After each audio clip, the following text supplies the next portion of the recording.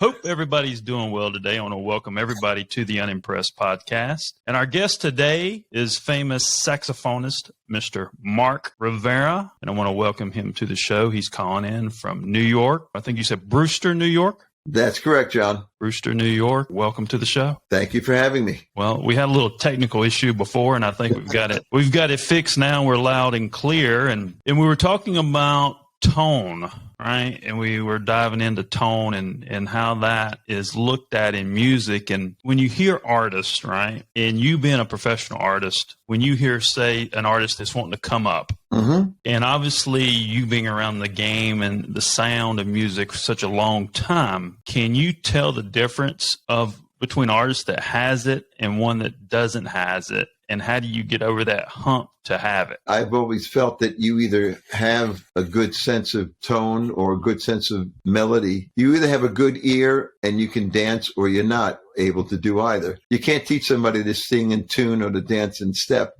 You could learn by taking lessons regarding diaphragm and all that stuff. But tone is the first thing. Miles Davis said if you could play one note with a good sound, all the rest of it just falls in place. It's not the number of notes that you play. It's the tone that you create and the passion that's behind that tone. So that's pretty much what's important. There are a lot of young people, I mean, without sounding too judgmental, a lot of people think that you have a computer, you're a programmer, or you're a producer, you bought a camera and now you're a photographer. You have to take the time to develop your sound and your personality. You know, the idea of auto-tuning, the idea of, punching in. There was a time when there was only one microphone with 12 musicians in a room and you had to have your thing together. You couldn't just fake it. There was no room for faking a performance. A guy like Stevie Wonder or Marvin Gaye, or all the great R&B acts that I love, the Four Tops, Levi Stubbs, they were giants. They sang from start to finish. That was the beauty of their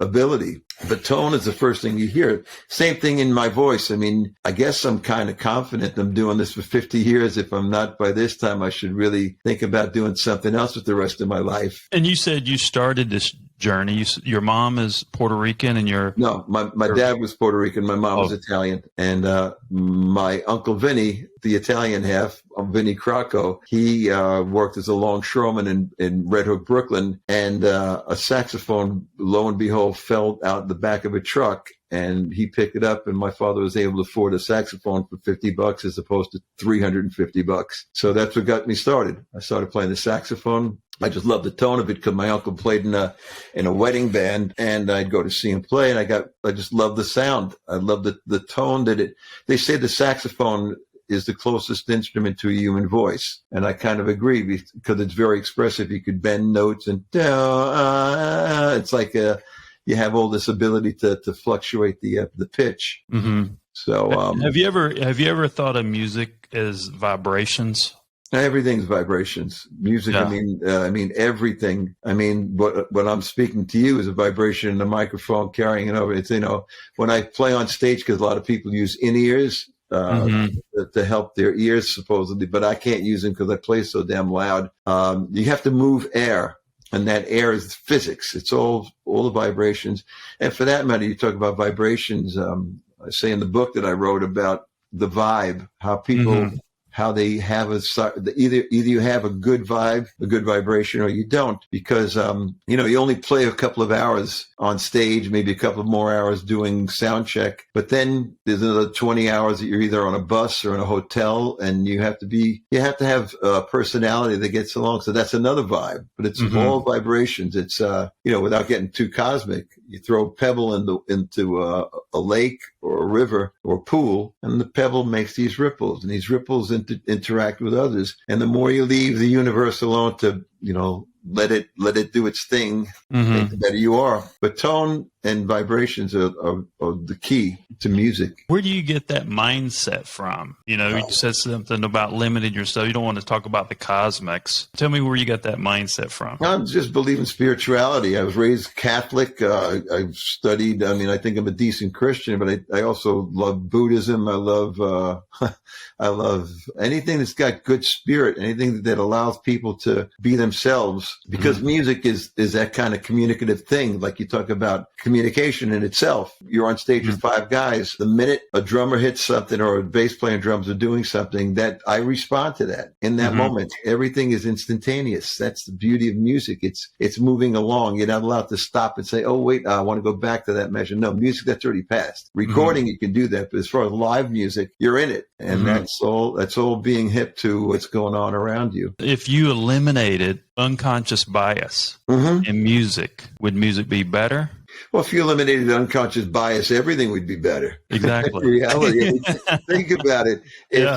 Or subjectivity versus objectivity. You know, we're all subject in our own little world. It's just become so polarized as to people, what you believe and don't believe. I believe that everybody should be allowed to believe what they believe. I mean, people talk about spirit and religion. If all religions are right, we're all going to hell because I don't believe what this one believes, so I'm going to hell. And he doesn't believe what I believe, so he's going to hell. What I'm saying is acceptance. And that's part of the key of being on stage. You accept the guy that you're playing with. Sometimes guys are better than others, but you play with your whole being. You just play the best you can. I mean, I've gotten some amazing gigs. The song Sledgehammer. I got that. That's my saxophone part on that. And that happened because I was playing some dive in Manhattan, like 1980. And this guy heard me and he took my card. Maybe I'll call you. I said, okay, great. And I didn't think much about it. Fast forward like 5 years and he's now a producer's representative. He's representing Daniel Lanois, who was recording Peter Gabriel's new record at the power station. I got called down, and it's myself, Wayne Jackson from the Memphis Horns, and Peter Gabriel presses the talkback button and said, play the first thing that comes into your head. And I swear on my eyes, the first thing that came into my head was da da da da ba da da ba da. I trusted myself. I played it. That's what it was. Nothing more, nothing less. Well, you could almost say, because I'm very spiritual, I'm a clairsentient. You ever heard of a clairsentient? No, I cannot say I have. So I pick up vibrations from everybody. And sometimes I can get into people's heads and things like that. So it's when you think about music, you know, you think about recognizing where to plug in or pull out. Almost that's a intuitive thing, right? Almost like it's a spiritual thing in a way of like a fortune teller, in a way, knowing what to do next. Is that what that is? Well, it's just being conscious. It's just being aware. I mean, when I say my prayers, I say just I hope to be compassionate, to have, the serenity prayer about, being the ability to change what you can, accept what you can't, but being smart enough to know the difference. And you have to be able to make these judgments are always happening like in the moment. Music is not unlike any other part of life, and the vibrations are always there. It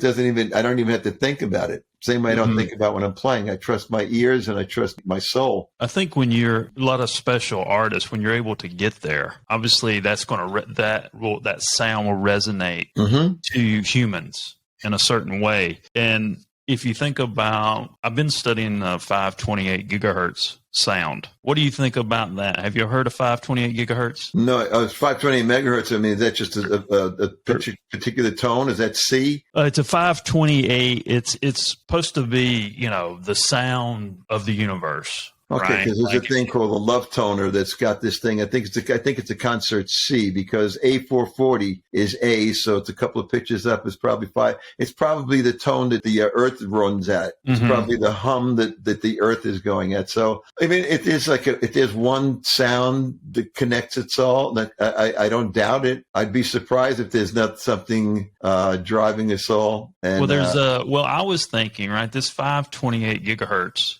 It's supposed to be a healing sound. And I was wondering, if someone did an album, that was completely 528 gigahertz, the whole album, people listen to this sound and this music, if you look online or whatever to go to sleep, to relax, to meditate. So obviously it's hitting something. I was just thinking to myself, could that translate to a mainstream sound, right? If someone tried to put a different type of music to it and it was still 528 gigahertz. I don't think anybody's ever done it, but... Well, I don't think first of all, I don't know how many people would buy the record, because you're going to have one to... Are you hip to Tibetan bowls? Yes. Okay, well, I love those. I hit them. I have there's a rosin and it just says, Yeah. it's just, and that makes me very calm. Yeah. It just, but that's what it does. I'm always a searcher. We were in Curacao last week. When you say that, everybody's tied together and you're talking about music, doing research there's a couple things that really stuck out to me. You're on a rock. You're on one of the densest minerals in the world, right? And the ABC islands, Aruba, Curacao, and Bonaire, that is the only place in the world that the weather is the same all the time.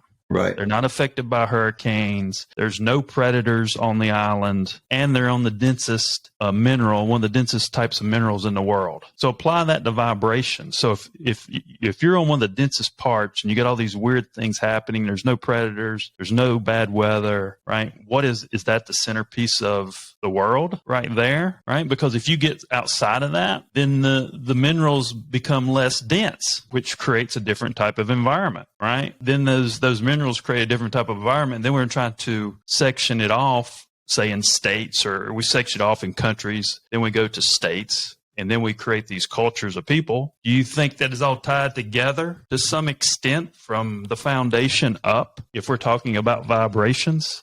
I mean, that's a little bit out there. No, that's how I think of things. Well, the bottom line is people are either sensitive to or insensitive. I mean, I could meet someone and know that I'm connected to them in seconds. The idea of getting everyone to be on the same vibration. I mean, we can't even get people to agree upon. I mean, we're having trouble electing officials into politics and into just mainstream day-to-day stuff. So, I mean, it would be beautiful if we could think of if the world could be more connected in the vibration, because that would be like the ultimate. I mean, think about, I mean, there's going to be wars, or there already are wars over water and over, there's only so much land, and greed's always going to get in the way. And if you have vibrations, they're going to say at some point, well, what they say, all are equal, but some are more equal than others. So I just have trouble thinking, look, I have my own reasons to believe what I believe, and I work hard to maintain them. And I don't, what's the word? Not proselytize. It's, I don't, that's an evangelical thing that I could say, hey, my way is, I know this is right, because I don't know for sure. I know it feels good to me. So it's hard to say that the 528 vibration is going to change the world. It'd be nice if we had something more, it'd be nice if we had more commonality. So, I mean, it's good. I mean, that's good. I want to understand. I want to know that about you. And, and I think that's a conversation that you probably haven't had a lot of. Seeing you and your lineage, your ancestral lineage, you probably have a very strong ancestral lineage. If you've ever tried to trace it back based on just the vibe I'm getting from you. You know what I mean?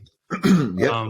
Talking about this realm of thinking and other artists, when you're in that world with these grade A type artists, are a lot of them similar in that thought process? The great ones are all similar. The similarity, in particular, Ringo Starr is a very spiritual person. Billy is very connected. He's got a vibe. Immediately that the man is a great musician, and that connectivity is something that it's undeniable. It's an undeniable thing. There are guys who are great players, but they don't have the ability to share, and that's a fact. I mean, you could be. I was talking yesterday. I was doing an interview with my friend Ken Dashow, and he said there could be amazing players or somebody who might be a musical director. Like I'm Ringo's musical director, but I go in there and I try to be confident without being arrogant. I try not to tell people I know better, but I was hired to do something. I mean, I've been Ringo's musical director since 95. Was that 28 years? So there's something to be said about how his trust in me and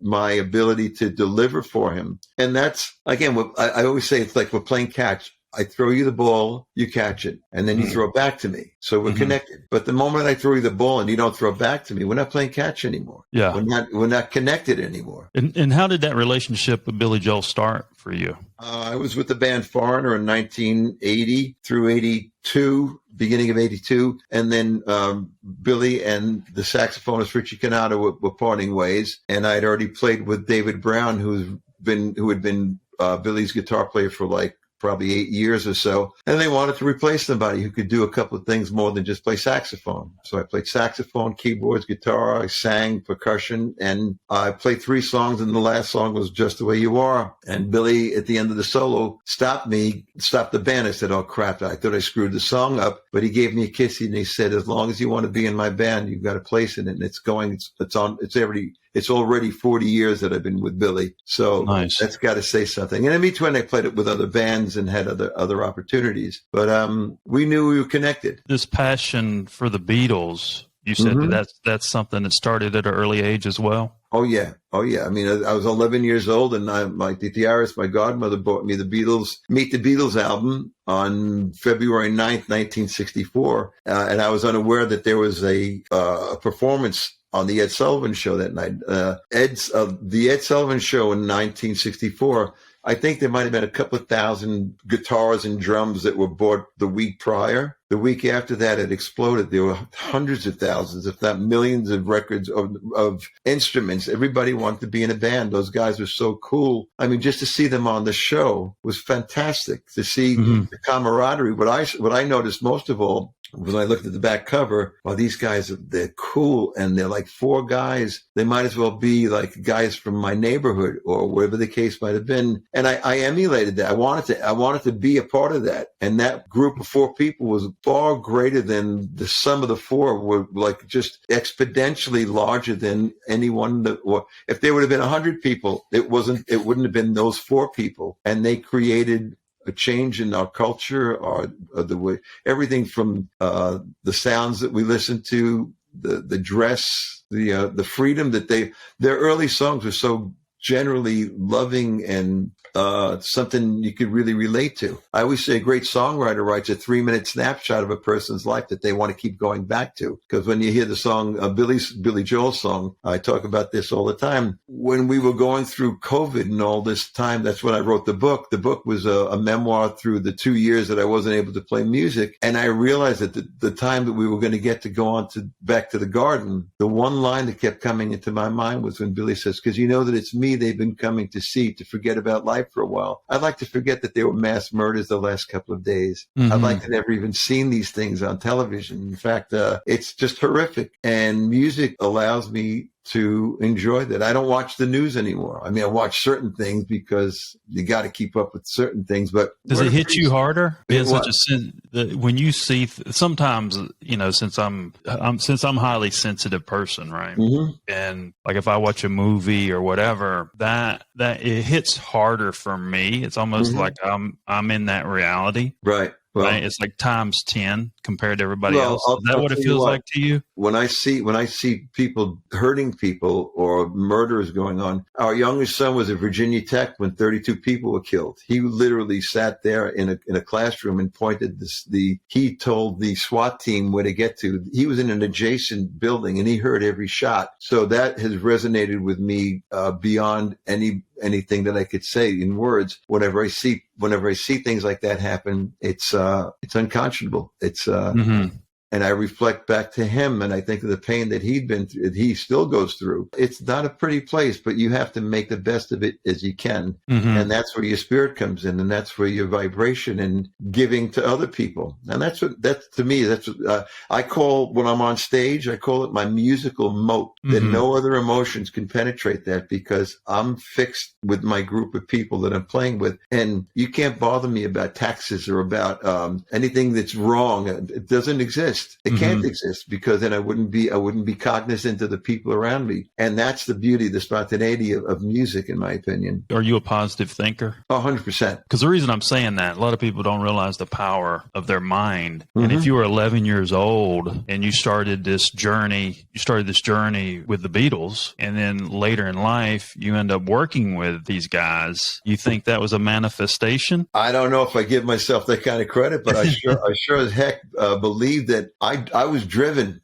I was driven. In fact, throughout the book, it says that I'd played with different bands, and certain people thought I was a real son of a bitch for wanting to move on to other bands. But I was going to be the best I could be. I was going to play with other bands, and I was going to move up a ladder or move up in my abilities, because you don't get better. You know what they say: if you're the smartest person in the room, you got to get to another room to learn something. Mm-hmm. So that's how I felt, and I've always felt that I created. I think it's the talent that you have. God gave his talent and we work with it. But you have to have the drive, the desire, desire and what you believe. I always say that your limitations are only your imagination. Mm-hmm. In other words, if you imagine it, what do they say? You can do anything you think you can do, and you can't do anything you believe you can't do. Mm-hmm. So there's your manifestation right there. I think I could continue to do some great things. I mean, I'm doing this 50 years. I still think there's a future ahead of me. Yeah. I mean, I went to the Rock and Roll Hall of Fame. Mm-hmm. And, I think this is a great topic, talking about the combination of spirituality and music, because I went to the Rock and Roll Hall of Fame and I looked at, obviously the one of the biggest exhibits was the Beatles, Janis Joplin. Right. And then Hendrix. I see Jimi Hendrix photo behind you there. Oh yeah. And looking at, they had some of the papers there, him writing, music. And the one about was it Soul Child? What was the child's Voodoo song? Child. Voodoo Child. Voodoo Child. And I think he had something where it was originally started writing about Jesus.